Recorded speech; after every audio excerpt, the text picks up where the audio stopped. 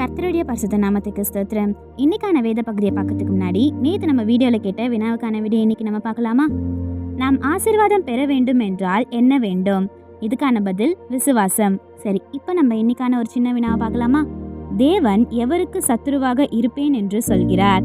இதுக்கான பதிலை கமெண்ட்ஸ்ல சொல்லுங்க. சரியான பதிலை நான் நாளைக்கான வீடியோவில் சொல்றேன். இப்போ நம்ம இன்னைக்கான வேத பகுதியை பார்க்கலாமா? யாத்ராகமம் 23ஆம் அதிகாரம் 22ஆம் வசனம். நான் உன் சத்துருக்களுக்கு சத்துருவாயும் உன் விரோதிகளுக்கு விரோதியாயும் இருப்பேன். I will be an enemy to your enemies and will oppose those who oppose you. Exodus 23:22. இது நம்ம ஒரு சின்ன கதையா பார்த்துடலாமா? ஜியா ஒரு பெரிய நகர கல்லூரியில புதிதாக சேர்ந்தாலாம். எல்லாமே அவளுக்கு ரொம்பவே புதுசா இருந்ததா. புதிய நண்பர்கள், புதிய வகுப்பு, புதிய அழுத்தங்கள், இது எல்லாமே இருந்ததா. ஆரம்பத்துல அவ எல்லாரிடமும் பழக முயன்றாளாம். ஆனா சில மாணவர்கள் அவளை அமைதியா கேலி செய்ய தொடங்கினாங்களாம். அவளை குழுவிலிருந்து விலக்கி வைத்தாங்களாம். அவளை பற்றி தவறா பேச ஆரம்பிச்சாங்களாம். ஒரு இரவு ஜியா அவ அறைக்கு போனாலாம். அப்ப கண்கள்ல கண்ணீரோட அவ மெதுவா ஜெபித்தாளாம். இசப்பா, நான் இப்ப என்ன செய்யறதுன்னு எனக்கு தெரியல, ஆனா நான் உங்களை நம்புறேன்னு சொல்லிட்டு சொன்னாலாம்.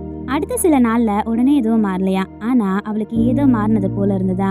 அவளுக்கு ஒரு தைரியம் வந்துதான். யாராவது அவளை அவமதிக்க முயன்றா அவ அமைதியாவும் திடமனதாவும் பதிலளித்தாளாம். நல்ல மனதுடனும் உறுதியாகவும் நின்றாளா. சில நாட்கள்ல விஷயங்கள் மாற தொடங்குச்சா. அவளை கவனித்து கொண்டிருந்த ஒரு வகுப்பு மாணவன் அவளுக்கு உதவி செய்தானா. அவளுக்காக நின்று அவளுக்கு ஆதரவு செய்தாளா. ஒரு ஆசிரியரும் அந்த நிலையில கவனித்து குழுக்களை மாற்றி அந்த பிரச்சனையை தீர்த்து வைத்தாங்களா. முன்னாடி அவளை கேலி செய்தவங்க மெதுவா விலக தொடங்கினாங்களா. ஒரு மாலை நேரம் கல்லூரி வாலகத்துல நடந்து கொண்டிருந்த ஜியா ஒரு உண்மையை உணர்ந்தாளா.